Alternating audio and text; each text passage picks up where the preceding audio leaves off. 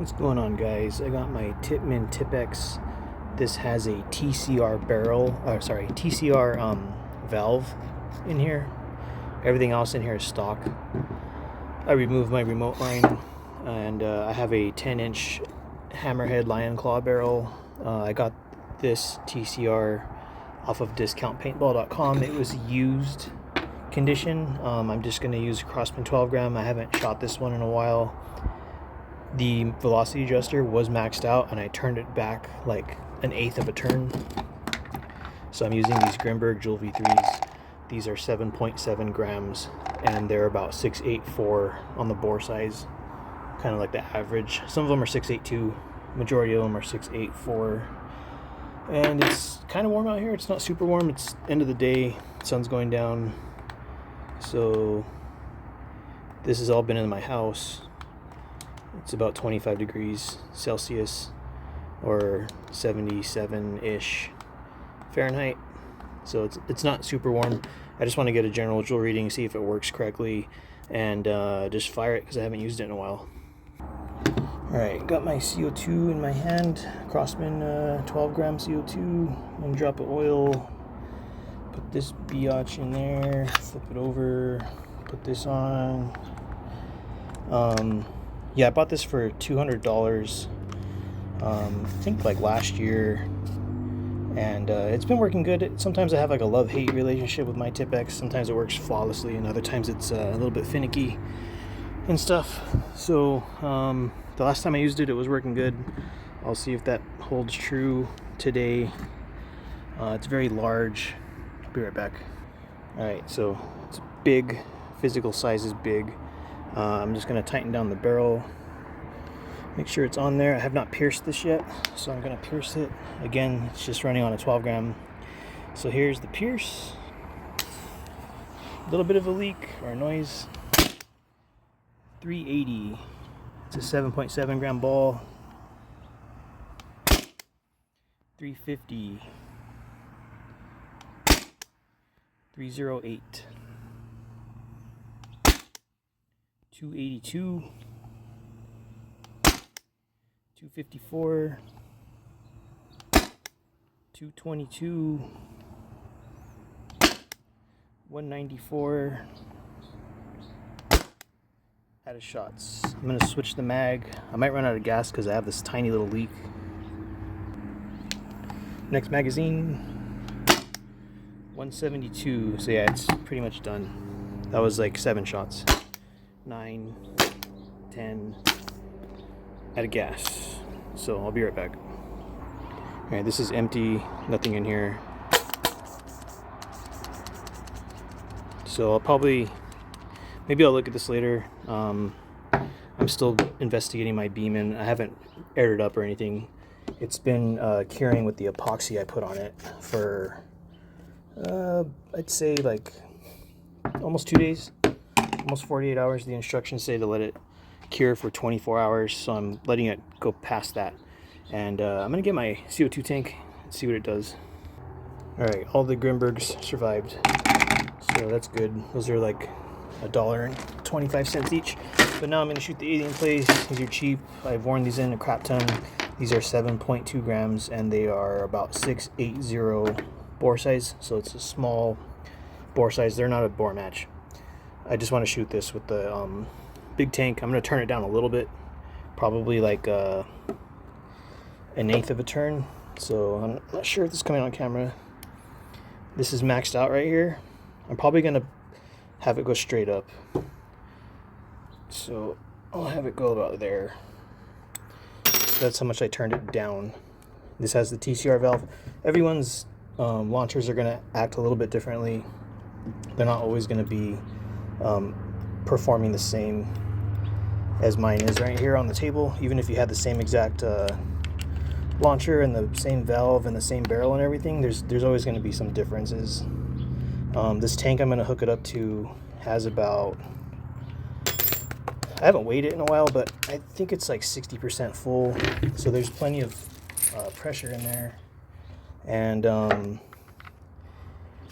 it's not super hot. I'll check the temperature of it right now. I'm just tightening down this remote line adapter. that's good and snug. So the tank is also about 76 degrees Fahrenheit, 24 Celsius, pretty much like 76 Fahrenheit.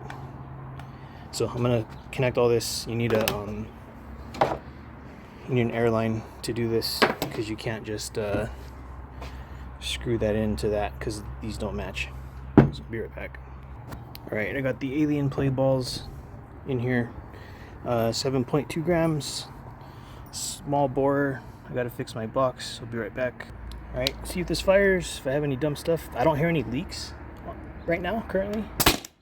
Woo, 412, that's pretty damn strong. 404, that's why I turned it down, because if I have this turned up all the way on the CO2 tank, it usually doesn't fire. 404, that's some heat right there, guys. 398, 396, 392. I think that's it for this magazine. I got 2 more shots. So let me load those back in here. So I would not want to get hit by this at all. 396, 7.2 grams, 390. So this thing is big, but it has super high power. It's not that expensive. I really like it a lot. I like most of my Tippmann products. I like those because they're easy to fix most of the time. Pretty reliable as long as you're not pushing them super hard. Like I said earlier, if I had my velocity adjuster up all the way, sometimes the like the valve gets stuck. There's a little firing valve pin on it that kind of gets stuck if you have it turned up too high. So I'm gonna degas this. I have a slide check on my airline. I'm just gonna pull this toward me, like slide it toward me. I'll try to get it on camera. I'm sure you guys are familiar with these. So this has a check valve in it. So all the air is trying to leak out of this. So there's still air in this because it has a check valve on that remote line. So I'm just gonna shoot it.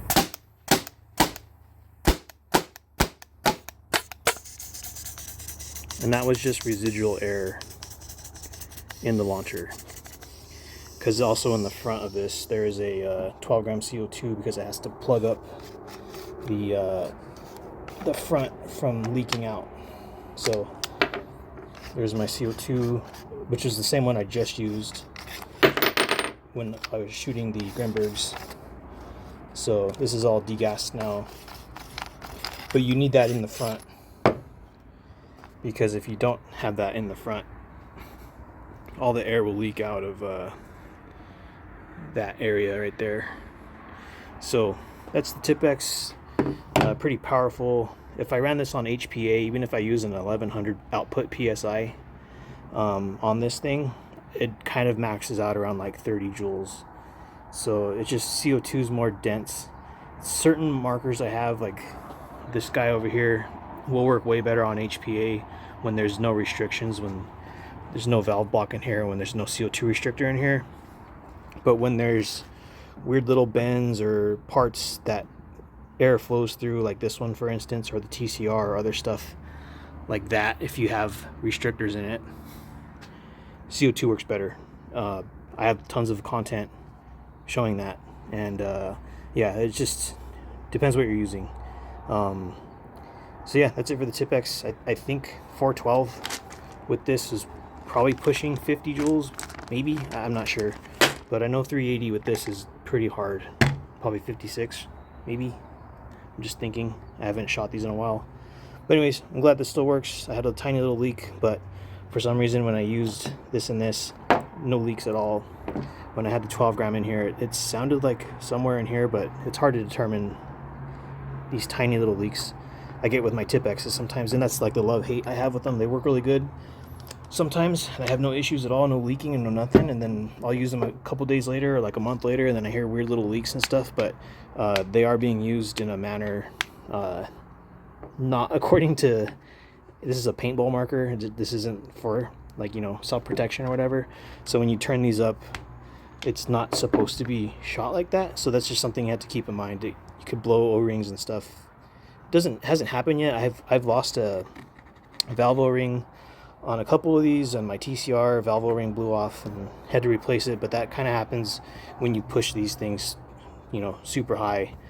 Barrels help out a lot without you having to crank things up. But yeah, it's just you know, calculated risk, I guess you could call it. So anyways, that's it. You guys have a good one, and I'll see you next time.